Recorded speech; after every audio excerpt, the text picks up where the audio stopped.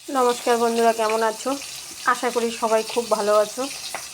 তো দেখো, এটা হচ্ছে নিয়েছি ছোট্ট এক টুকরা মাছের মাথা, আর মাছের যে গলার কাছে ঘাড়াটা হয়, 2 টুকরা ঘাড়া করবো ঝিঙামুখী।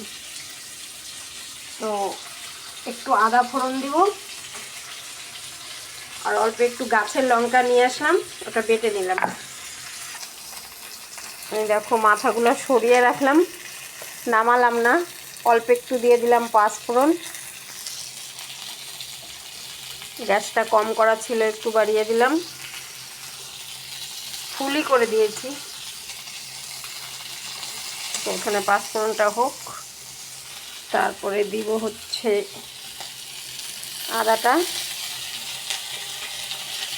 আদা পাঁচফোড়ন দুটো একসঙ্গে হয়ে যাক। আমার মাছের মাথাটা হালকা কম থাকলে সেটাও হয়ে যাবে। কেউ এরকম শর্টকাট রান্না করো? আমি দেখো কী কী করি,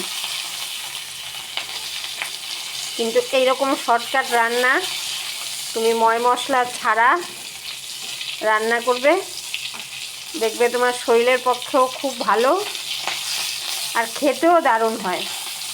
বন্ধুরা, একবার ট্রাই করে দেখো, ট্রাই করে খেতে তোমাদের কাছে কেমন লাগে একটু কমেন্ট করে জানিও। এই দেখো ঝিঙা বটি করবো, তো আমি আলু দেই না কখনো। এইটুকু ছোট ছোট আলু রয়ে গেছে অনেক দিন থেকে, 15 দিনের বেশি হয়ে গেল। আমি বললাম কি আজকে কেটে দিয়েই দিই বলো। এই দেখো আমার ফোড়ন হয়ে গেছে। এই দেখো, কেউ আবার ভাববে না যে ফোড়নটা হয়নি এইভাবে দিল জন্যে।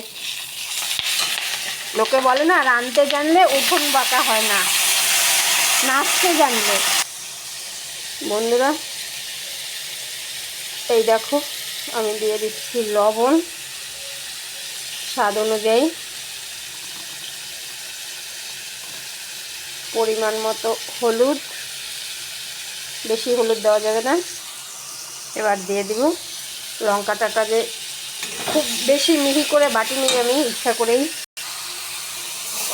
এবার একটু নাড়াচাড়া করে ঢেকে দেব।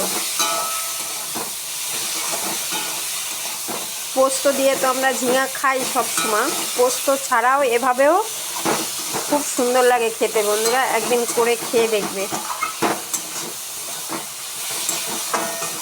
আমার রান্নাগুলো খুবই সাধারণ, যে কোনো কেউ রান্না করতে পারবে,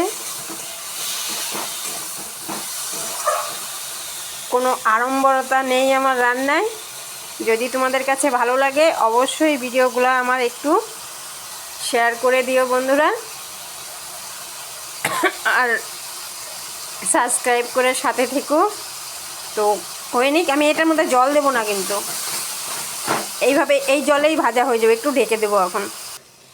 এই দেখো বন্ধুরা, হয়ে গেছে আমার রান্না কমপ্লিট, নামিয়ে নি। এই দেখো বন্ধুরা, আমার তরকারি হয়ে গেছে। ছোট্ট তরকারি, কিন্তু খেতে দুর্দান্ত স্বাদ হয়। তোমরা একবার ট্রাই করো। সবাইকে টাটা, ভালো থেকো সবাই।